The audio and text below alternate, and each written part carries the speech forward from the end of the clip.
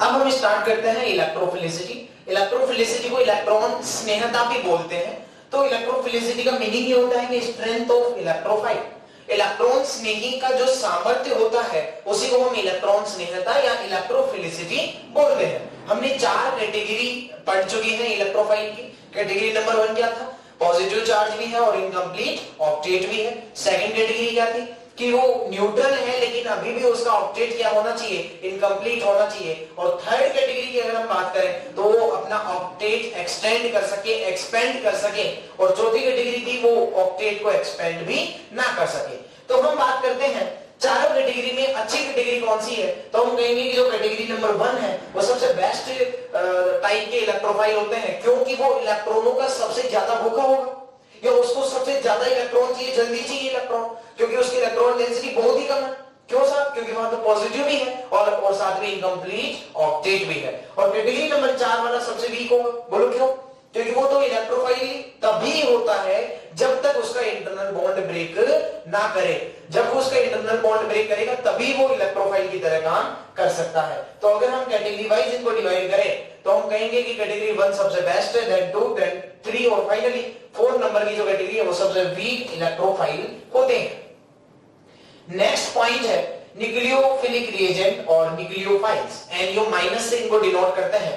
Nucleophile नाम से ही पता चल रहा होगा कि न्यूक्लियो प्लस फाइल, और nucleo means nucleus, phile means love. It means nucleus loving species are known as nucleophiles. Actually होता ये है कि ये इलेक्ट्रॉन रिच होते हैं भाई, पॉजिटिव चार्ज को अट्रैक्ट करने वाले हैं, पॉजिटिव को स्नेह करने वाले हैं। तो हम कहेंगे कि इनके पास इलेक्ट्रॉन डेंसिटी ज्यादा होती है। तो पहला पॉइंट, ये इलेक्ट्रॉन रिच होते हैं। सेकंड पॉइंट, अगर ये इलेक्ट्रॉन रिच है, इलेक्ट्रॉन धनी है, तो ये इलेक्ट्रॉन दान करने की टेंडेंसी रखेंगे, तो इलेक्ट्रॉन डोनर होते हैं। तो और electron pair donors are Lewis base. तो हम कहेंगे कि जो इलेक्ट्रॉन पेयर डोनर है वो लुईस बेस भी होते हैं। तो जो न्यूक्लियोफिलिक रिएजेंट होता है, न्यूक्लियोफाइल जो होता है वो एक लुईस बेस भी होता है।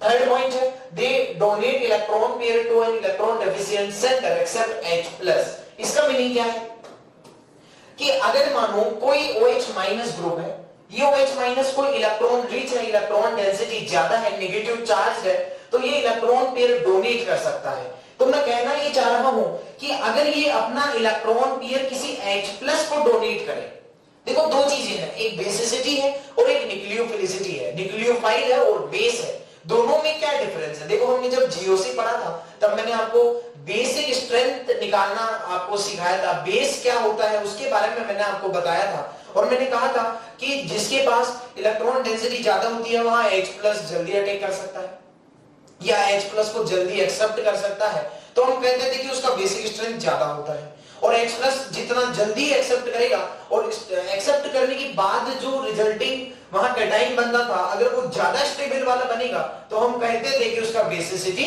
ज्यादा होता है। लेकिन बेस भी इलेक्ट्रॉन डोनेट करता है, इलेक्ट्रॉन पेयर डोनेट करता है, और हमने कहा है कि न्यूक्लियोफाइल भी इलेक्ट्रॉन पेयर डोनेट करते हैं। तो फिर सवाल ये है कि सर बेस और न्यूक्लियोफाइल में अंतर क्या है, उनमें क्या डिफरेंस है? तो देखो इनमें एक ही डिफरेंस है कि अगर कोई नेगेटिव चार्ज या कोई इलेक्ट्रॉन रिच सेंटर यदि H+ को इलेक्ट्रॉन डोनेट कर रहा है तो हम कहेंगे कि वो बेस है, और H+ के अलावा उसने कहीं भी इलेक्ट्रॉन दिए तो हम कहेंगे कि वो न्यूक्लियोफाइल है। ठीक है ना? जैसे यदि कोई भी नेगेटिव स्पीशीज बेस और न्यूक्लियोफाइल दोनों की तरह काम कर सकता है। ठीक है ना? वो बेस भी हो सकता है बशर्ते कि वो H+ को इलेक्ट्रॉन दे, और वो न्यूक्लियोफाइल भी हो सकता है बशर्ते कि वो H+ के अलावा किसी को इलेक्ट्रॉन दे। ठीक है ना? जैसे अगर मैं बात करूं OH- यहाँ पे अगर H+ को इलेक्ट्रॉन पे डोनेट कर रहा है और H+ को अगर एक्सेप्ट कर रहा है तो ये H2 बना के बाहर हो जाएगा और Cl- यहां से आउट हो गया। तो फाइनली इस केस में जो OH- है ये बेस की तरह अपना रोल प्ले कर रहा है, क्योंकि इसने अपना इलेक्ट्रॉन पेयर किसको डोनेट किया है? H+ को किया है। सेकंड अगर हम बात करें, अगर ये OH- इस कार्बन को इलेक्ट्रॉन देता है, क्योंकि आपको तो मालूम है कि इलेक्ट्रॉन नेगेटिविटी के डिफरेंस की वजह से, इलेक्ट्रॉन नेगेटिविटी के डिफरेंस की वजह से इस पे del- है और कार्बन पे del+ है। तो अगर ये CH3+ को इलेक्ट्रॉन देता है, यदि कार्बन को इलेक्ट्रॉन डोनेट कर रहा है, तो हम कहेंगे कि ये न्यूक्लियोफाइल है और प्रोडक्ट बन जाएगा CH3OH और Cl- इज आउट। तो मैं कहना ये चाह रहा हूं कि इस केस में जो NU OH माइनस है, ये एक न्यूक्लियोफाइल का रोल प्ले कर रहा है। तो आप क्लियर हो गया होगा कि बेस और न्यूक्लियोफाइल में क्या डिफरेंस है। अगर कोई नेगेटिव स्पीसीज या कोई इलेक्ट्रॉन रिच सेंटर यदि H+ को इलेक्ट्रॉन दे रहा है तो हम ये कहेंगे कि वो बेस है, और H+ के अलावा किसी को इलेक्ट्रॉन दे रहा है तो हम कहेंगे कि वो न्यूक्लियोफाइल है। नेक्स्ट हम बात करते हैं कि nucleophile not only donate electron pair to an electron deficient centre but also they form bond with electron deficient centre. यानी कि न्यूक्लियोफाइल जो होता है वो इलेक्ट्रॉन डेफिशिएंट सेंटर को इलेक्ट्रॉन पेयर डोनेट ही नहीं करता बल्कि उसके साथ में वो बॉन्ड भी बनाता है। देखो, जो बेसिक स्ट्रेंथ होता था, बेसिसिटी जो होता है वो थर्मोडायनेमिक फंडा होता है, जबकि न्यूक्लियोफिलिसिटी जो होता है वो काइनेटिकली कंट्रोल फंडा होता है। तो काइनेटिक प्रोडक्ट और थर्मोडायनेमिक प्रोडक्ट का मीनिंग क्या है? देखो, बेस क्या होता था, उसको एक्चुअली H+ को एक्सेप्ट करना है, और जो H+ को एक्सेप्ट करने के बाद में जितना ज्यादा सुखी हो जाएगा, स्टेबल हो जाएगा, हम कहेंगे कि उसका बेसिक कैरेक्टर ज्यादा है या उसका बेसिसिटी ज्यादा है। लेकिन न्यूक्लियोफाइल को इलेक्ट्रॉन पेयर डोनेट ही नहीं करना बल्कि उसके साथ में बॉन्ड भी बनाना है। तो यहां पे जो न्यूक्लियोफिलिसिटी चेक की जाती है वो स्पीड से देखी जाती है कि वो कितनी जल्दी इलेक्ट्रॉन दे रहा है, काइनेटिक उसका रेट कितना ज्यादा है, उसको हम कहते हैं कि वो अच्छा न्यूक्लियोफाइल है और वो वीक न्यूक्लियोफाइल है। यानी न्यूक्लियोफिलिसिटी काइनेटिकली कंट्रोल्ड फंडे पे काम करता है। ये इस बात पे डिपेंड करता है कि अच्छा न्यूक्लियोफाइल और बुरा न्यूक्लियोफाइल उनको कैसे कैटेगराइज किया जाए। तो उसको कैटेगराइज करने का फंडा ये है कि वो काइनेटिकली कंट्रोल्ड होता है, यानी वो जितनी जल्दी स्पीड से इलेक्ट्रॉन देगा वो उतना ही बेटर न्यूक्लियोफाइल होगा। जबकि बेसिसिटी थर्मोडायनेमिक फंडा होता है जो H+ को एक्सेप्ट करता है, और H+ एक्सेप्ट करने के बाद में जो रिजल्टिंग कैटायन बनता है वो जितना ज्यादा स्टेबल होगा उसका बेसिसिटी उतना ही ज्यादा होगा। ठीक है, अगर हम बात करें अपने ऑर्गेनिक केमिस्ट्री की तो हम कहेंगे कि यहाँ पे जो H+ के अलावा अगर किसी को इलेक्ट्रॉन पेयर दिया जाए तो वो क्या कहलाएगा? न्यूक्लियोफाइल कहलाएगा। लेकिन हम ऑर्गेनिक की अगर बात करें तो हम कहेंगे कि यहाँ पे जो कैटायन होगा H+ के अलावा वो कार्बोकैटायन ही होगा जनरली। क्यों साहब? क्योंकि भाई हम कार्बन्स की ही बात करने वाले हैं। तो हम कहेंगे कि यहाँ पे केवल न्यूक्लियोफाइल की जो डेफिनेशन है तो न्यूक्लियोफाइल आर C+ और C+ सीकिंग स्पीसीज। यानी जो न्यूक्लियोफाइल है इसका लिटरेचर का डेफिनेशन नहीं है, लिटरेचर में तो यही इसका डेफिनेशन दिया गया है कि इलेक्ट्रॉन डेफिशिएंट जो सेंटर होता है उसको अगर ये इलेक्ट्रॉन पेयर दे रहा है तो वो न्यूक्लियोफाइल है। लेकिन हम अपनी व्यवस्था हमने बनाई है सुविधा के लिए कि अगर ये कार्बन प्लस सीकिंग स्पीसीज है तो वो न्यूक्लियोफाइल है। क्यों? क्योंकि ऑर्गेनिक में कार्बन्स की ही हम बात करने वाले हैं तो कार्बोकैटायन की ही हम जनरली बात करेंगे। नेक्स्ट है, अब हमने जैसे इलेक्ट्रोफाइल की कुछ कैटेगरी में डिवाइड किया था, ठीक वैसे ही हम न्यूक्लियोफाइल की भी कुछ कैटेगरी बनाते हैं और इनको थोड़ा सिस्टमैटिक पढ़ने की कोशिश करते हैं। सबसे पहली जो कैटेगरी है ये है नेगेटिव चार्ज। देखो, दुनिया के जो सभी नेगेटिव होते हैं वो लगभग सारे के सारे नेगेटिव एक न्यूक्लियोफाइल की तरह काम कर सकते हैं। जैसे अगर हम एग्जांपल्स की बात करें तो सबसे बेस्ट एग्जांपल होता है कार्बोनाइन। जो भी कार्बोनाइन आप लें, जैसे कि मिथाइल कार्बोनाइन ले लें, जैसे कि इथाइल कार्बोनाइन ले लें, आइसोप्रोपाइल कार्बोनाइन ले लें, टर्सरी ब्यूटाइल कार्बोनाइन ले लें, एन प्रोपाइल कार्बोनाइन ले लें। मैं कहना ही चाह रहा हूं कि जितने भी कार्बोनाइन है वे सभी के सभी न्यूक्लियोफिलिक रिएजेंट होते हैं। नेक्स्ट अगर मैं बात करूं कि X- आप ले लें, X- में कौन कौन आ सकते हैं बोलो? F- हो गया। यहां मैंने F- लिखा है क्योंकि आप जानते हो कि मोल इलेक्ट्रोनेगेटिविटी में नेगेटिव पॉसिबल है, जबकि F पे प्लस पॉसिबल नहीं था लेकिन Cl पॉसिबल है। ऐसे ही Br- हो गया, ऐसे ही I- हो गया। ठीक है ना? तो इस तरह के कोई भी जो नेगेटिव स्पीसीज है, जैसे कि मैं कहूं कि RO- हो गया, एल्कोक्साइल आयन। ठीक है ना? तो इस तरह के जो कंपाउंड्स है ये न्यूक्लियोफिलिक रिएजेंट की कैटेगरी नंबर 1 में ऐड होंगे। जो नेगेटिव चार्ज जो होते हैं वे सारे के सारे न्यूक्लियोफाइल होते हैं। नेक्स्ट कैटेगरी पे चलते हैं, कैटेगरी नंबर 2 पे, lone pair containing species also nucleophile. यानी अगर हम बात करें लोन पेयर कंटेनिंग कंपाउंड्स की, ऐसे कंपाउंड जिनमें लोन पेयर अवेलेबल होता है तो वो electron pair electron pair donor होते हैं। और हमने पढ़ा है जीओसी में कि लोन पेयर भी इलेक्ट्रॉन डोनेट करता है, वो प्लस साइन में भी रखा है हमने इसको। तो यहाँ पे जैसे H2O हो गया, आपको तो मालूम है कि H2O पे ऑक्सीजन पे लोन पेयर अवेलेबल है। जैसे एल्कोहलिक ग्रुप हो गया, एल्कोहल भी एक न्यूक्लियोफाइल है। जैसे हम बात करें अमोनिया हो गया, ठीक है ना, अगर हम बात करें अमोनिया, अमोनिया भी एक न्यूक्लियोफाइल है।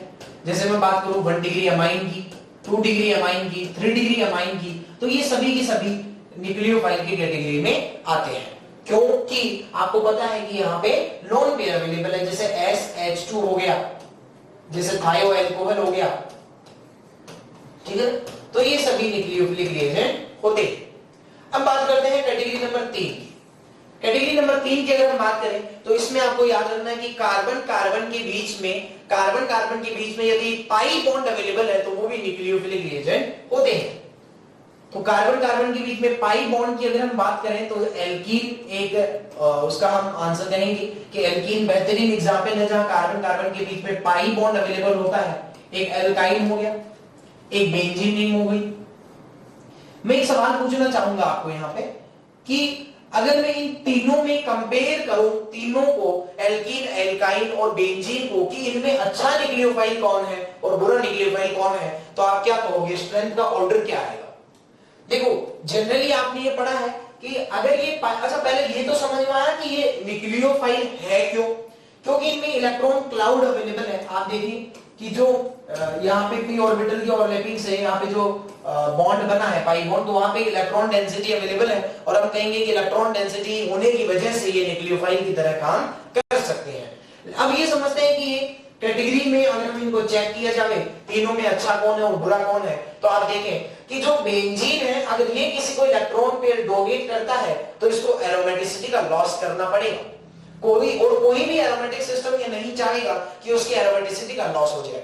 तो हम कहेंगे कि यहाँ पे बेंजीन का सबसे कम न्यूक्लियोफिलिसिटी ऑर्डर होता है, ये इसकी न्यूक्लियोफिलिसिटी सबसे कम है, वीक न्यूक्लियोफाइल की कैटेगरी में आएगा। अब हम बात करते हैं एल्कीन और एल्काइन की।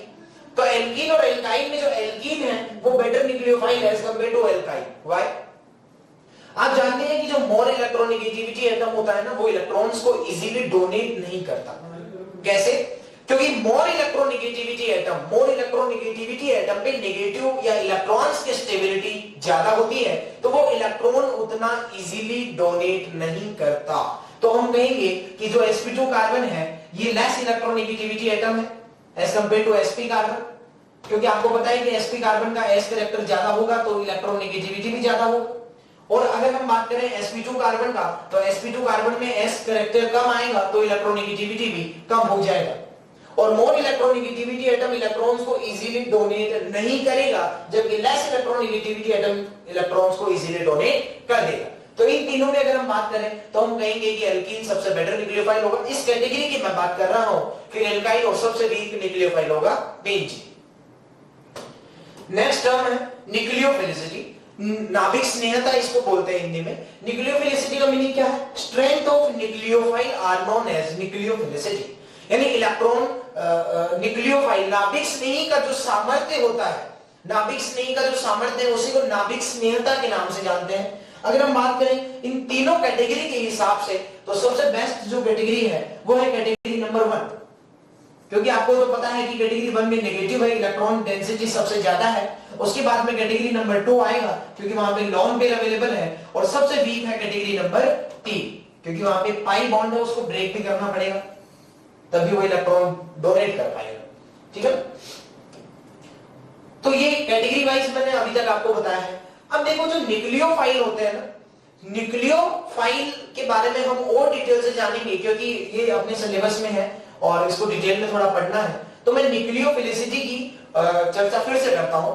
देखो अगर आपके पास में सवाल कैटेगरी वाइज अगर आता है कि एक एग्जांपल फर्स्ट कैटेगरी का, एक एग्जांपल सेकंड कैटेगरी का, एक थर्ड कैटेगरी का, तो आप उन तीनों को कंपैरेटिवली बता सकते हैं कि बेस्ट न्यूक्लियोफाइल कौन है और वीक न्यूक्लियोफाइल कौन है।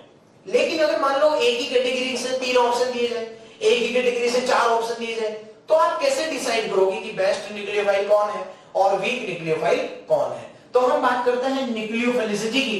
थोड़ा डिटेल में बात करते हैं। सबसे पहले हम इसका केस लेंगे इन केस ऑफ पीरियोडिक टेबल। अगर हम लेफ्ट टू राइट में चले पीरियोडिक टेबल में, तो क्या उनमें इलेक्ट्रोनेगेटिविटी की वजह से, अच्छा ये बात मैंने आपको शुरू से बताते आ रहा हूं जीओसी से, कि जब भी आप लेफ्ट टू राइट जाएंगे तो हमेशा इलेक्ट्रोनेगेटिविटी का फैक्टर लगाएंगे, और जब भी अप टू डाउन आएंगे इन पीरियोडिक टेबल तो आप हमेशा साइज फैक्टर लगाएंगे। ये मैं आपको शुरू से बताते आ रहा हूं, जब मैं एसिडिक स्ट्रेंथ पढ़ा रहा था, बेसिक स्ट्रेंथ पढ़ा रहा था, कि जब भी लेफ्ट टू राइट जाओगे इलेक्ट्रोनेगेटिविटी फैक्टर इज डोमिनेंट, और अप टू डाउन आओगे तो साइज फैक्टर इज डोमिनेंट। अच्छा, मैंने आपको एसिडिक स्ट्रेंथ में ये भी बताया था कि जब साइज फैक्टर और ईयर फैक्टर में, इलेक्ट्रोनेगेटिविटी फैक्टर में और साइज फैक्टर में जब कॉन्ट्राडिक्शन हो जाए, अगर कभी दोनों एक साथ आ जावे, तो size factor is more dominant factor than electronegativity factor. ठीक है, फिर वो सब चर्चा हम जीओसी में कर चुके हैं। फिलहाल हम देखते हैं कि अगर एक पीरियोडिक टेबल के हम पीरियड की बात करें, लेफ्ट टू राइट की बात करें, तो इलेक्ट्रोनेगेटिविटी की वजह से क्या न्यूक्लियोफिलिसिटी पे कोई इफेक्ट पड़ता है? तो एक एग्जांपल लेते हैं। जैसे जो मैं बात करूं कि F माइनस, जैसे मैं बात करूं NH2 माइनस, जैसे मैं बात करूं OH माइनस, और फाइनली CH3 माइनस, इन तीनों की, इन चारों की जो न्यूक्लियोफिलिसिटी का ऑर्डर है वो क्या होगा? देखो, मैंने अभी रिसेंटली आपको एक पढ़ाया था एक चीज की, मोर इलेक्ट्रोनेगेटिविटी एटम जो होता है ना, अधिक विद्युत परमाणु जो होता है ना, वो इलेक्ट्रॉनों को इजीली डोनेट नहीं करता। मोर इलेक्ट्रोनेगेटिविटी जो एटम है वो इलेक्ट्रॉन्स को इजीली डोनेट नहीं करता, तो हम कहेंगे कि न्यूक्लियोफाइल का मतलब ही क्या होता है? इलेक्ट्रॉन पेयर डोनेट करना। और मैंने बताया था कि इलेक्ट्रोफाइल जो होता है वो काइनेटिकली कंट्रोल फंडे पे काम करता है, वो स्पीड पे डिपेंड करता है कि जो नेगेटिव, जो इलेक्ट्रॉन रिच सेंटर जितना जल्दी इलेक्ट्रॉन डोनेट करेगा वो अच्छा न्यूक्लियोफाइल होगा, क्योंकि ये काइनेटिक्स से आता है। तो हम कहेंगे कि जो जितना जल्दी इलेक्ट्रॉन डोनेट करने की टेंडेंसी रखता है वो उतना ही अच्छा नाभिक नहीं कहलाएगा। तो आप बताएं, अधिक विद्युत परमाणु और कम विद्युत परमाणु, तो इसकी जो इलेक्ट्रोनेगेटिविटी है वो सबसे कम है, और आपको तो पता है कि फ्लोरीन का इलेक्ट्रोनेगेटिविटी सबसे ज्यादा है। तो अधिक विद्युत परमाणु इलेक्ट्रॉनों को आसानी से दान नहीं करेगा, और अगर आसानी से दान नहीं कर रहा है तो हम कहेंगे कि उसका जो नाभिक स्नेहता है वो सबसे कम हो जाएगा, और जो कार्बन है वो इलेक्ट्रोनेगेटिविटी कम होने की वजह से इलेक्ट्रॉन्स को इजीली डोनेट करेगा, तो हम कहेंगे कि ये एक अच्छा न्यूक्लियोफाइल है। नेक्स्ट अगर हम बात करें इन केस ऑफ ग्रुप, यहां करेक्ट करें, in case of group in periodic table, point है in case of group in periodic table, यानी अगर हम एक ग्रुप में ऊपर से नीचे जाते हैं तो साइज का न्यूक्लियोफिलिसिटी से क्या रिलेशन बनता है हम ये जानते हैं, सीखते हैं। तो सबसे इसमें इंपॉर्टेंट बात यह है कि डिपेंड्स ऑन सॉल्वेंट, यानी कि अगर हम एक ग्रुप में टॉप टू बॉटम जाते हैं तो न्यूक्लियोफिलिसिटी में जो वेरी होता है वो सॉल्वेंट पे भी डिपेंड करता है। तो सबसे पहले हम सीखते हैं इन पोलर प्रोटिक सॉल्वेंट।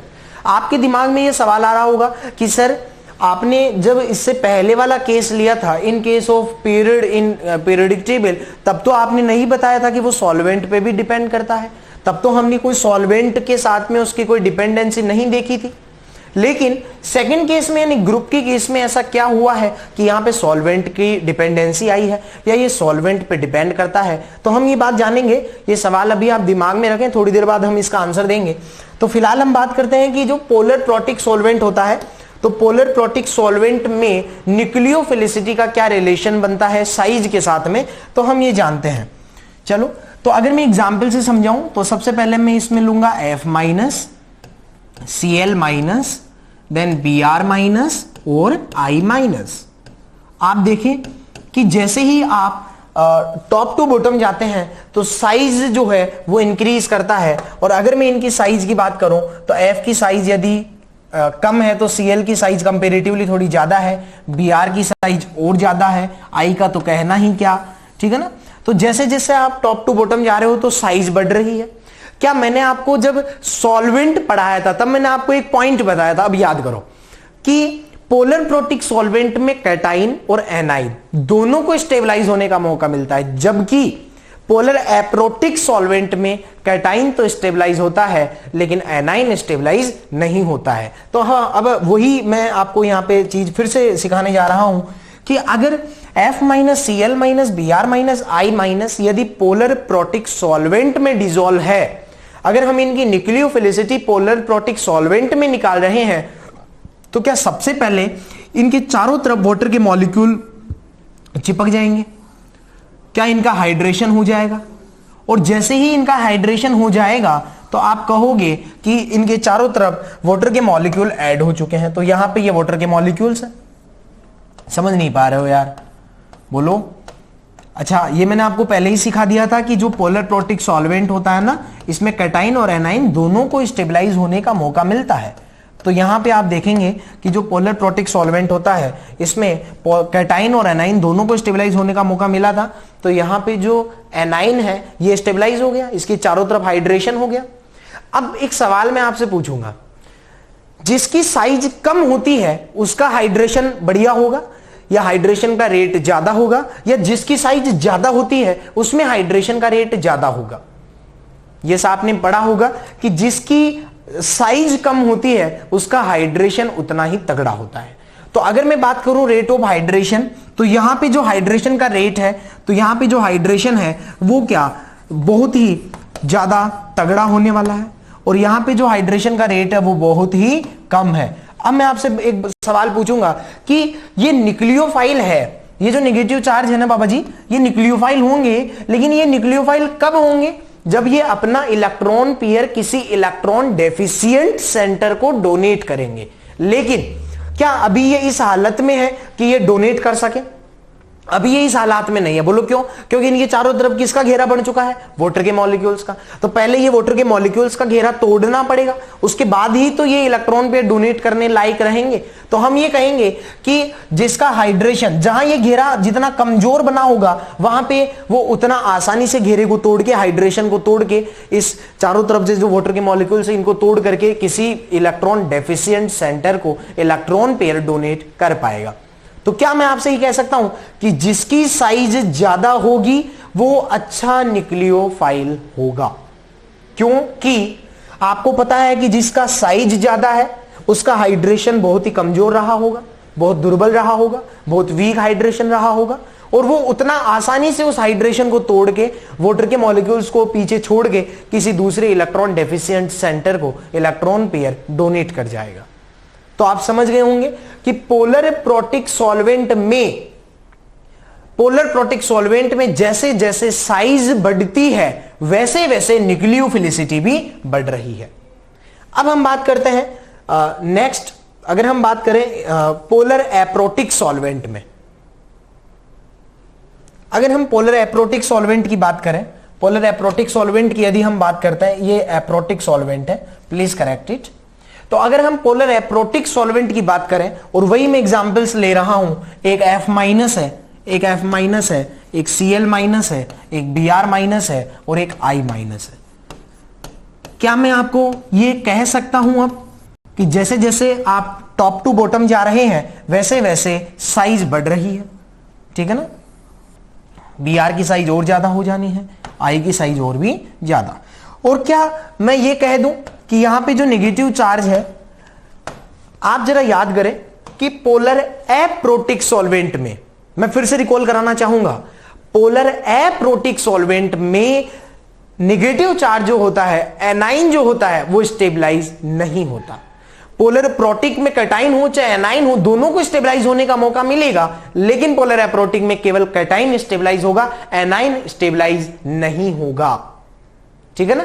तो इस केस में आप जो जनरल ऑर्डर आता है वही आप बताओगे कि जो नेगेटिव जितना कम स्टेबल होगा वो उतना इजीली इलेक्ट्रॉन डोनेट करेगा, जो नेगेटिव जितना कम स्टेबल होगा वो उतना जल्दी इलेक्ट्रॉन डोनेट करने की टेंडेंसी रखता है। क्योंकि आपको पता है कि जो नेगेटिव ज्यादा स्टेबल है वो उतना इजीली इलेक्ट्रॉन देगा नहीं, वहां से छीनना पड़ेगा इलेक्ट्रॉन, भाई आप मुझे इलेक्ट्रॉन दो, जो इलेक्ट्रॉन डेफिशिएंट सेंटर होगा वो कहेगा। लेकिन अगर वो नेगेटिव ही खुद बहुत अनस्टेबल है, वो खुद ये चाहता है कि मेरे को यहां से चार्ज से मुक्ति चाहिए, तो कोई इलेक्ट्रॉन डेफिशिएंट सेंटर आएगा तो उसको मांगने की जरूरत नहीं, वो तुरंत ही चिपका देगा। समझ नहीं पा रहे हो यार? तो मैं कहना ही चाह रहा हूं कि अगर यहां पे कोई आवरण नहीं है H2O का, घेरा बना हुआ है नहीं, हाइड्रेशन हुआ नहीं है। हाइड्रेशन क्यों नहीं हुआ साहब? ये मैं आपको पहले सॉल्वेंट में बता चुका हूं कि पोलर एप्रोटिक सॉल्वेंट में हाइड्रेशन नहीं होता, एनाइन का, कैटाइन का होता है, ठीक है ना। तो अब यहां पे हम ये कहेंगे कि अगर जो नेगेटिव कम स्टेबल होगा उसका उतनी जल्दी इलेक्ट्रॉन डोनेट करने का टेंडेंसी होगा। छोटे परमाणु पे नेगेटिव ज्यादा स्टेबल होता है या बड़े परमाणु पे नेगेटिव? देखो आपके दिमाग में शायद ऐसा कॉन्सेप्ट आ सकता है कि सर अधिक विद्युत ऋणी पे नेगेटिव की स्टेबिलिटी ज्यादा होती है, मोर इलेक्ट्रॉन नेगेटिविटी एटम पे नेगेटिव की स्टेबिलिटी ज्यादा होती है। आई थिंक आप ये सोच रहे होंगे कि इन चारों में F- is more stable, but आप गलत सोच रहे हैं, क्योंकि इलेक्ट्रोनेगेटिविटी कब काम करता है? Left to right. एक ही पीरियड के एटम्स होते हैं ना, वहां इलेक्ट्रोनेगेटिविटी काम करता है। लेकिन ये जो एटम्स है ये एक लेफ्ट टू राइट वाला सीन नहीं है, ये अप टू डाउन वाला सीन है। तो यहां क्या काम करेगा? साइज फैक्टर काम करेगा।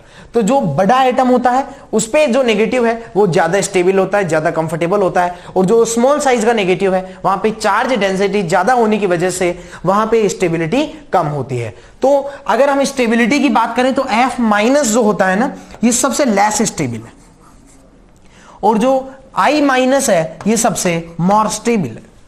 तो अगर हम इनका न्यूक्लियोफिलिसिटी ऑर्डर निकालें तो आप कहोगे कि जो F- है ये सबसे तगड़ा न्यूक्लियोफाइल होगा और I- सबसे वीक न्यूक्लियोफाइल होगा, क्योंकि F- की स्टेबिलिटी कम है तो ये इजीली इलेक्ट्रॉन डोनेट करेगा। लेकिन प्रीवियस केस में क्या हुआ था साहब? आपने देखा कि जो प्रीवियस केस था उसमें पोलर प्रोटिक सॉल्वेंट की बात हुई थी, और पोलर प्रोटिक सॉल्वेंट में तो हाइड्रेशन हो गया था, और हाइड्रेशन की वजह से जिसका हाइड्रेशन रेट कम होगा वो उतना इजीली उस हाइड्रेशन की रेट को तोड़ पाएगा, उस H2O के घेरे को तोड़ पाएगा और इसी को इलेक्ट्रॉन डोनेट कर पाएगा। अब आपके दिमाग में जो सवाल आ रहा था कि सर ऐसा इसमें क्यों नहीं हुआ, ऐसा अगर हम लेफ्ट टू राइट में जा रहे थे तो क्या इन पे हाइड्रेशन नहीं हो सकता? तो देखो आपने ये पढ़ा है कि जब लेफ्ट टू राइट चलते हैं तो EN factor is dominant factor. तो अगर एक ही लेफ्ट टू राइट वाले की बात करते हैं तो EN फैक्टर क्यों डोमिनेंट होता है? क्योंकि एक लेफ्ट टू राइट वाले एटम्स में इलेक्ट्रोनेगेटिविटी का जो डिफरेंस होता है वो कुछ ज्यादा वेरी करता है, जबकि साइज ऑलमोस्ट वहां पे क्या होती है? सेम।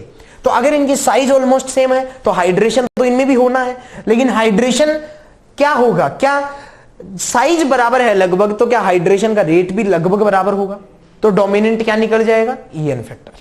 आप समझ गए होंगे कि इनमें भी हाइड्रेशन होता है, इनमें भी जलयोजन होता है, लेकिन यहां जलयोजन वाला फैक्टर डोमिनेंट नहीं रह जाता, क्योंकि जिसका साइज कम होता है उसका हाइड्रेशन का रेट बड़ा तगड़ा होता है। लेकिन यहां पे एक लेफ्ट टू राइट वाले एटम्स में इलेक्ट्रोनेगेटिविटी का जो डिफरेंस है वो ज्यादा वेरी करता है, जबकि जो साइज है वो ऑलमोस्ट क्या होती है? सेम होती है। इसलिए यहां पे ये वेरी मतलब इलेक्ट्रोनेगेटिविटी फैक्टर ही डोमिनेंट रहता है, यहां पे साइज फैक्टर डोमिनेंट नहीं होने की वजह से हम कहते हैं कि यहां पे सॉल्वेंट की कोई डिपेंडेंसी नहीं रह जाती है।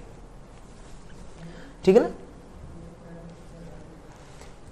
मैं इसको एक सरल भाषा में अगर मैं आपको कहूं, अभी तक जो हमने पढ़ा उसको अगर हम एक ग्राफ के जरिए समझें तो आप देखें कि अगर हम एक पीरियोडिक टेबल में, आई एम सॉरी मैं कलर चेंज कर लूं,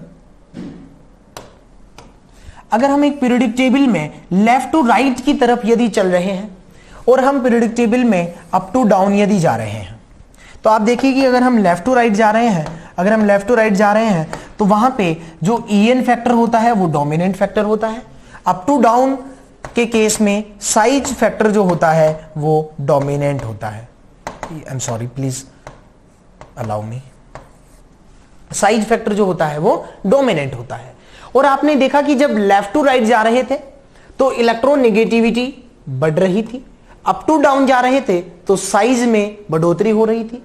लेकिन जब इलेक्ट्रोनेगेटिविटी बढ़ रही थी तो उस केस में न्यूक्लियोफिलिसिटी जो होती है वो क्या हो रही थी? कम हो रही थी। बोलो क्यों? क्योंकि जो मोर इलेक्ट्रोनेगेटिविटी एटम होता है वो इलेक्ट्रॉन्स को इजीली डोनेट नहीं कर पा रहा था, और अगर इजीली इलेक्ट्रॉन डोनेट नहीं हो रहे हैं तो न्यूक्लियोफिलिसिटी जाहिर सी बात है कि कम हो जाएगी।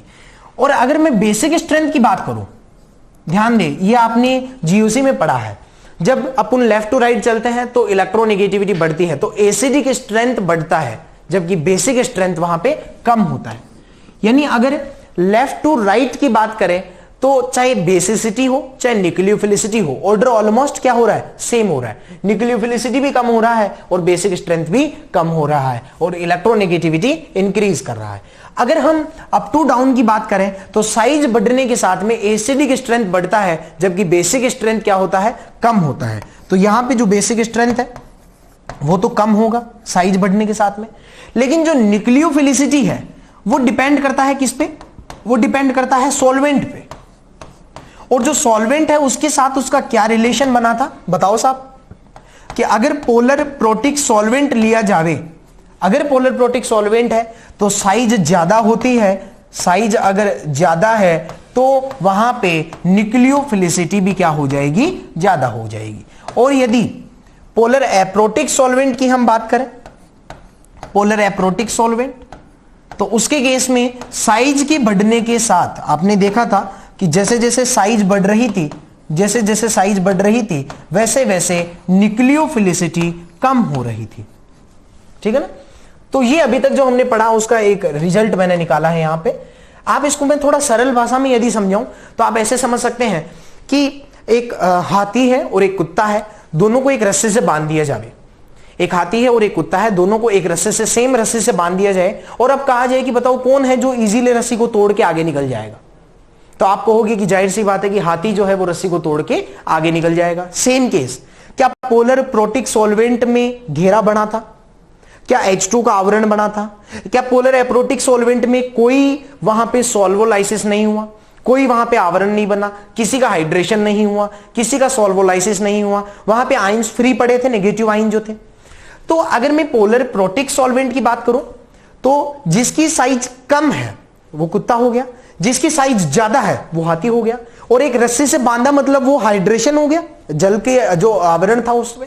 और अब जिसकी साइज ज्यादा है, अगर जिस पे आवरण बना है वो रस्सी से बंधा हुआ है, तो जिसकी साइज ज्यादा है वो आसानी से तोड़ के निकल गया।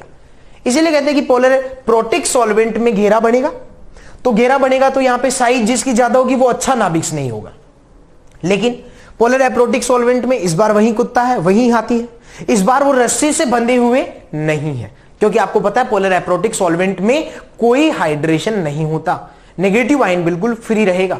और अब जैसे ही वो हाथी कुत्ता है और इस बार रस्सी से बंधे हुए नहीं है, तो इस बार कौन जल्दी दौड़ जाएगा, जाहिर सी बात है कुत्ता दौड़ जाएगा। तो इसी के केस में कहते हैं कि जिसकी साइज ज्यादा हो जाएगी उसकी न्यूक्लियोफिलिसिटी कम हो जाएगी। मेरी उम्मीद है आप समझ गए होंगे, बाकी आप अपने हिसाब से याद करें। अब हम नेक्स्ट बात करते हैं, नेक्स्ट मैं स्लाइड लेता हूं।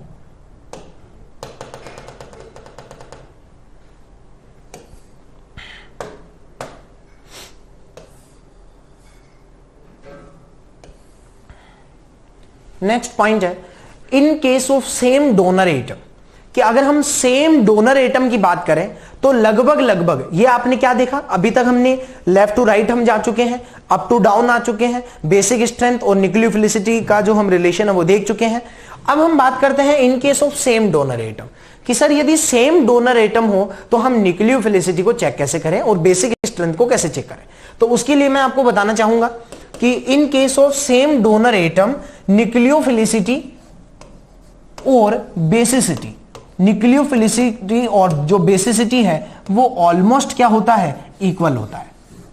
हालांकि इसके कुछ एक्सेप्शन भी है, ठीक है ना, लेकिन जनरली ऐसा बोला जाएगा कि अगर डोनर एटम बिल्कुल सेम है तो न्यूक्लियोफिलिसिटी हो चाहे वो बेसिसिटी हो, दोनों का ऑर्डर ऑलमोस्ट सेम आता है। मैंने आपको बता रखा है कि जो नेगेटिव जितना कम स्टेबल होगा, जो नेगेटिव जितना कम स्टेबल होगा वो उतना इजीली इलेक्ट्रॉन डोनेट कर सकता है, तो उसका न्यूक्लियोफिलिसिटी ज्यादा होगा as well as basic strength भी उसका ज्यादा होगा। तो मैंने यहां पे कुछ एनाइंस लिखे हैं, जैसे ये एल्कोक्साइड आयन है, ये हाइड्रोक्साइड आयन है, it is phenoxide ion, carboxylate ion, sulphonate ion. तो इनकी स्टेबिलिटी का ऑर्डर आप चेक कर लो। अगर स्टेबिलिटी का ऑर्डर आ गया तो आपके पास में न्यूक्लियोफिलिसिटी का ऑर्डर भी आ जाएगा और बेसिक स्ट्रेंथ का ऑर्डर भी आ जाएगा। तो आप जरा बताएं कि अगर मैं लेफ्ट टू राइट जा रहा हूं, अगर मैं लेफ्ट टू राइट जा रहा हूं तो क्या इनमें स्टेबिलिटी का क्या ऑर्डर होगा। तो अगर मैं बात करूं फर्स्ट वाली की, तो क्या इसमें इस जो एल्काइल ग्रुप है, क्या इसका यहां पे कौन सा रिलेशन लगेगा, एल्काइल ग्रुप का प्लस आई इफेक्ट लगेगा, और प्लस आई की वजह से जो ऑक्साइड एनाइन है, नेगेटिव चार्ज है, उसकी स्टेबिलिटी क्या हो जाएगी, कम हो जाएगी। और हाइड्रोजन का कौन सा इफेक्ट लगता है साहब, जीरो इफेक्ट। पीएच के साथ यहां थोड़ा थोड़ा रेजोनेंस भी हो गया, 5 RS यहां बन जाएगी फिनॉक्साइड आयन में। ये कार्बोक्सिलेट आयन है, यहां भी रेजोनेंस है, लेकिन आप ध्यान दें यहां पे 2 ही रेजोनेटिक स्ट्रक्चर है, लेकिन ये दोनों की दोनों इक्विवेलेंट रेजोनेटिक स्ट्रक्चर है, ठीक है ना। और यहां पे अगर मैं बात करूं थर्ड वाले केस की, तो यहां पे भले ही 5 रेजोनेटिक स्ट्रक्चर बनेगी, लेकिन वो 5 की 5 रेजोनेटिक स्ट्रक्चर नॉन इक्विवेलेंट रेजोनेटिक स्ट्रक्चर होगी। तो यहां पे 5 RS है लेकिन नॉन इक्विवेलेंट है, यहां 2 ही RS है लेकिन वो इक्विवेलेंट है, और यहां 3 RS है और यहां भी इक्विवेलेंट रेजोनेटिक स्ट्रक्चर बनेगी। मुझे ये बताने की शायद जरूरी नहीं है अभी कि इक्विवेलेंट और नॉन इक्विवेलेंट क्या है, मैं आपको शायद जीओसी में पहले ही डील करा चुका हूं कि इक्विवेलेंट क्या होता है, जिसमें बनने वाली सभी रेजोनेटिक स्ट्रक्चर की स्टेबिलिटी यदि इक्वल होती है तो वो इक्विवेलेंट रेजोनेंस होता है, और बनने वाली सभी रेजोनेटिक स्ट्रक्चर की स्टेबिलिटी यदि इक्वल नहीं है तो वो नॉन इक्विवेलेंट होता है। और इक्विवेलेंट रेजोनेंस जो होता है वो बड़ा इफेक्टिव होता है, नॉन इक्विवेलेंट रेजोनेंस थोड़ा कम इफेक्टिव होता है। तो आप जरा बताओ, स्टेबिलिटी की अगर हम बात करें तो सबसे ज्यादा स्टेबल कौन होगा? क्या सल्फोनेट आयन का जो स्टेबिलिटी है वो सबसे ज्यादा होना है, क्योंकि आपको पता है कि वहां पे जो रेजोनेंस है वो किस टाइप का है, इक्विवेलेंट टाइप का रेजोनेंस वहां अवेलेबल है। तो अगर मैं लेफ्ट टू राइट जा रहा हूं, तो अगर मैं आपसे कहूं कि स्टेबिलिटी का क्या रिलेशन होगा, तो आप कहोगे कि जो स्टेबिलिटी है अच्छा इन दोनों में ज्यादा स्टेबल ये आप समझ गए, क्योंकि प्लस आई नेगेटिव की स्टेबिलिटी को थोड़ा कम कर देगा। मैंने बताया था सेम स्टेबिलिटी बढ़ाते हैं, ठीक है ना। तो अगर हम स्टेबिलिटी की बात करें तो स्टेबिलिटी का क्या रिलेशन होगा साहब? तो अगर हम स्टेबिलिटी की बात करें तो स्टेबिलिटी बढ़ रही है। और अगर मैं आपको कहूं कि न्यूक्लियोफिलिसिटी का क्या रिलेशन होगा, तो देखो जो नेगेटिव जितना ज्यादा स्टेबल है वो उतना आसानी से इलेक्ट्रॉन डोनेट नहीं करने वाला, और जो नेगेटिव जितना कम स्टेबल होगा वो इलेक्ट्रॉन्स को उतना इजीली इलेक्ट्रॉन पेयर डोनेट कर देगा। तो मैं कहूंगा कि इधर से इधर जाओगे तो स्टेबिलिटी बढ़ रही है, तो वो सबसे ज्यादा स्टेबल है, तो उसका न्यूक्लियोफिलिसिटी सबसे वीक हो जाएगा, ठीक है ना। तो न्यूक्लियोफिलिसिटी जो है वो कम हो रही है। तो सेम अगर मैं कहूं बेसिक स्ट्रेंथ के लिए क्या कहोगे, तो वो भी क्या हो रहा है, कम हो रहा है, क्योंकि बेसिक स्ट्रेंथ के स्लोगन्स हमने लिख रखे हैं, स्टेबल एनाइन वीकर बेस, ठीक है ना, कई तरह के प्रोडक्ट स्लोगन हमने लिखे हैं उसके, तो वो आप जीओसी से देखें। तो आप समझ गए होंगे कि सेम डोनर एटम यदि हो तो न्यूक्लियोफिलिसिटी और बेसिसिटी दोनों लगभग इक्वल होते हैं, हालांकि कुछ एक्सेप्शन हम सीखेंगे वो भी। और स्टेबिलिटी का ऑर्डर मैंने आपको समझा ही दिया है, जीओसी में हम पहले ही बहुत ज्यादा पढ़ चुके हैं इनको। नेक्स्ट, अब इसका कुछ जो मैंने कहा था कि कुछ एक्सेप्शन है वो हम बात करते हैं।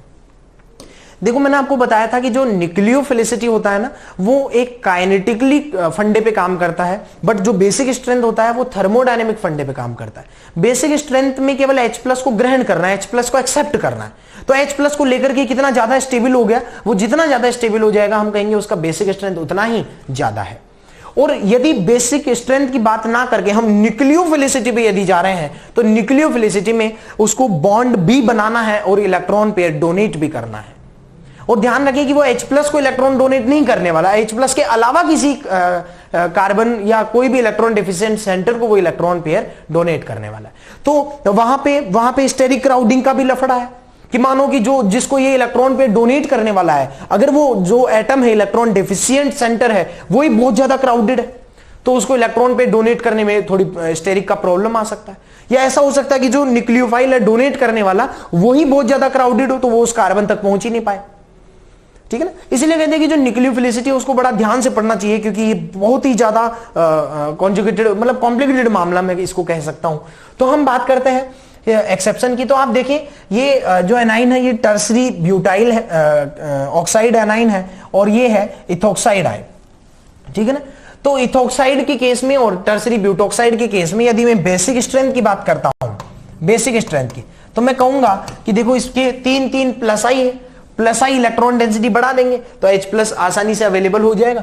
तो यहां पे फर्स्ट का जो बेसिक स्ट्रेंथ है वो ज्यादा होगा और सेकंड का जो बेसिक स्ट्रेंथ है वो कम होगा। लेकिन अगर हम बात करें इनमें न्यूक्लियोफिलिसिटी की, तो न्यूक्लियोफिलिसिटी के केस में हम कहेंगे कि यहां पे सेकंड जो है उसका न्यूक्लियोफिलिसिटी ज्यादा और फर्स्ट का न्यूक्लियोफिलिसिटी कम है। इसका रीजन सुने, क्योंकि यहां पे इतना ज्यादा क्राउडेड ग्रुप की वजह से, ये बहुत ज्यादा क्राउडेड ग्रुप है टर्सरी ब्यूटाइल जो ग्रुप है, तो ये ऑक्साइड एनाइन इतना इजीली उस कार्बोकेटाइन पे या इलेक्ट्रॉन डेफिशिएंट सेंटर पे डोनेट नहीं कर पाएगा अपने इलेक्ट्रॉन्स को, क्योंकि ये खुद ही बेचारा बहुत ज्यादा क्राउडेड है। तो स्टेरिक हिंड्रेंस की वजह से, त्रिविम बाधा की वजह से, स्टेरिक हिंड्रेंस की वजह से इस ये प्रॉब्लम यहां हुई है, और जो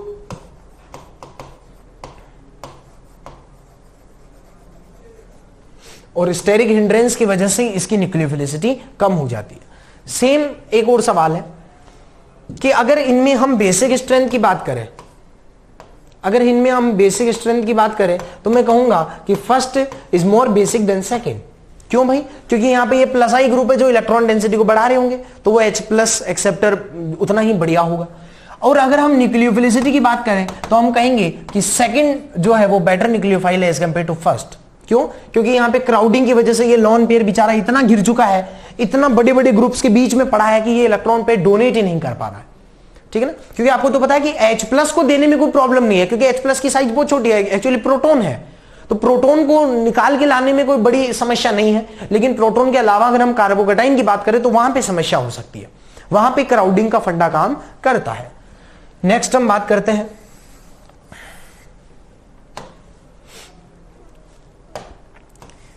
अब मैं एक चीज और आपको क्लियर करूं, हमने इलेक्ट्रोफिलिसिटी पढ़ा, इलेक्ट्रोफाइल पढ़ा, न्यूक्लियोफिलिसिटी पढ़ा, न्यूक्लियोफाइल पढ़ा, और न्यूक्लियोफिलिसिटी को थोड़ा ध्यान से आप पढ़ें, इसके नोट्स आप प्रॉपर बनाते रहें। आपको कहने की जरूरत नहीं पड़नी चाहिए कि आप नोट्स बनाएं, आप खुद ही अपने हिसाब से अच्छे से नोट्स बनाएं, ठीक है ना। और उसी के साथ में आप जब भी स्टडी करें तो मैं कहूंगा, एक मेरा ये पर्सनल ओपिनियन है, मैं क्लासरूम में अक्सर जब ऑफलाइन हमारी क्लासेस चलती थी तो मैं हमेशा बच्चों को बताया करता था कि जब भी आप स्टडी करें तो हमारा जो पहला लेक्चर हुआ आपने उसके नोट्स बनाए, तो अब जब सेकंड लेक्चर आप पढ़ने वाले होते हो तो ऐसा आपको नहीं करना है बिल्कुल कि आप सेकंड लेक्चर को ही आज पढ़ रहे हो। जब भी आप एक बार सेकंड लेक्चर को पढ़ लेवे, उसके बाद जब आप उसको दोबारा रिवीजन करोगे तो कभी भी ऐसा ना करें कि आज तो सेकंड पढ़ा है तो सेकंड का ही रिवीजन करना है ना, आप पहले पेज से चालू हो जाए। और ये अभी मैं कह रहा हूं तो अभी काम करना आसान होगा, लेकिन जैसे ही 10-15 लेक्चर हो जाएंगे उसके बाद में आपके लिए बहुत प्रॉब्लम क्रिएट हो सकती है। फिर आप वो प्रयास करोगे तो भी वो विफल हो जाएगा। वो आप प्रयास करोगे पहले पेज से मैं पढ़ूं तो वो पॉसिबल नहीं है, क्योंकि मैटर ही इतना हो चुका होगा। इसलिए मैं कह रहा हूं कि डेली अभी से मेरी माने, अगर मेरा पर्सनल ओपिनियन आप माने तो आप प्लीज मेरे से ये रिक्वेस्ट कर रहा हूं मैं आपसे कि पहले पेज से हमेशा रिवीजन के टाइम पे आप पहले पेज से चालू हो जाए। हो सकता है आपको शुरू में थोड़ा ज्यादा टाइम लगे, लेकिन आप डेली पढ़ोगे तो वो चीजें रिकॉल हो जाएगी और दिमाग में सेट हो जाएगी। तो बार बार पढ़ोगे तो प्रैक्टिस में रहेगी चीजें। अब मैं आपको बताना चाह रहा हूं कि न्यूक्लियोफिलिसिटी में आपने पढ़ा, अगर लेफ्ट टू राइट चले तो रिलेशन देखा, अप टू डाउन चले तो रिलेशन देखा, सेम डोनर एटम है तो रिलेशन देखा, स्टेरिक का प्रॉब्लम है तो भी हमने रिलेशन देखा। अब मैं आपको बता रहा हूं कि मान लो न्यूक्लियोफिलिसिटी में कोई ऐसा ही इंडिपेंडेंट कुछ भी आपको फॉर्मूला दिया जाए, जैसे मैं कहूं कि एजाइड माइनस में, N3 माइनस में और CN माइनस में, साइनाइड में, बताओ अच्छा न्यूक्लियोफाइल कौन है। तो ये कोई हमने पढ़ा नहीं है एजाइड माइनस तो कहीं भी, तो इनमें रिलेशन कैसे हम बताएं, ठीक है ना। तो यदि ऐसा कोई क्वेश्चन आता है तो मैं कहूंगा कि ऐसे सवालों में आप ध्यान रखें कि आपको करना क्या होता है। ऐसे सवालों में मैं आपको एक्सपेरिमेंटल ऑर्डर दे रहा हूं, अगर आपको वो एक्सपेरिमेंटल ऑर्डर याद हो जाता है तो बहुत ही अच्छी बात है, आप उस एक्सपेरिमेंटल ऑर्डर के अकॉर्डिंग आंसर दे सकते हैं। एक बच्चों के दिमाग में और सवाल आता है कि हमने जो अप टू डाउन वाला केस लिया था उसमें हमने कहा था कि वो सॉल्वेंट पे डिपेंड करता है। तो अगर आपको सवाल में इंडिकेशन दिया गया है कि F minus Cl minus Br minus I minus की न्यूक्लियोफिलिसिटी ऑर्डर बताएं और ब्रैकेट में लिख दिया कि पोलर प्रोटिक सॉल्वेंट में, तो आप समझ गए होंगे कि जिसकी साइज ज्यादा है वो अच्छा न्यूक्लियोफाइल है। अगर आपको ब्रैकेट में इंडिकेशन दिया गया है कि इन केस वो पोलर एप्रोटिक सॉल्वेंट, तो आप इंडिकेशन समझ गए कि जिसकी साइज कम है वो अच्छा न्यूक्लियोफाइल है।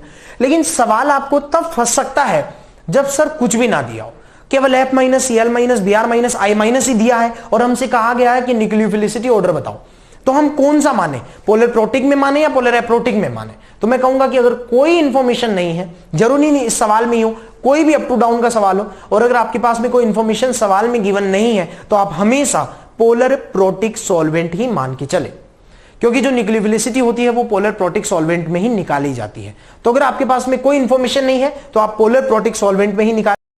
अब ये एक्सपेरिमेंटल ऑर्डर है, ये आपको याद रखना है। तो SH minus, then Cn minus, I minus, OH minus, N3 minus, PHO minus, means सबसे ज्यादा होगा सल्फाइड, फिर cyanide, iodide, hydroxide, azide, phenoxide, acetate, chloride, fluoride, alcohol और वाटर। ये एक्सपेरिमेंटल ऑर्डर है, ये आपको याद रखना है। ये एक्चुअली इसका एक ट्रिक भी है, अगर आप याद रख पाए तो। वो क्या है साहब? वो ये है कि सफलता की सनक,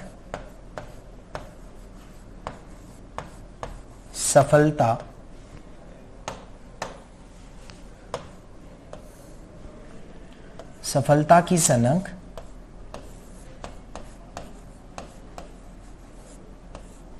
इंडिया, होलैंड की, सफलता की सनक इंडिया, होलैंड की आजादी को, सफलता की सनक इंडिया, होलैंड की आजादी को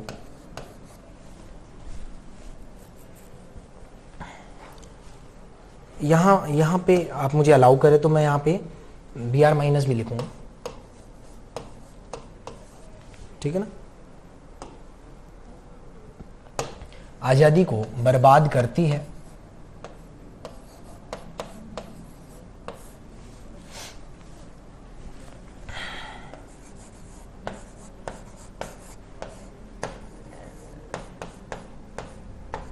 फोकट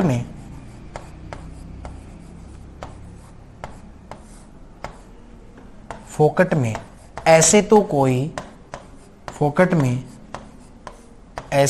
कोई फंसे एल्कोहलिक पानी में,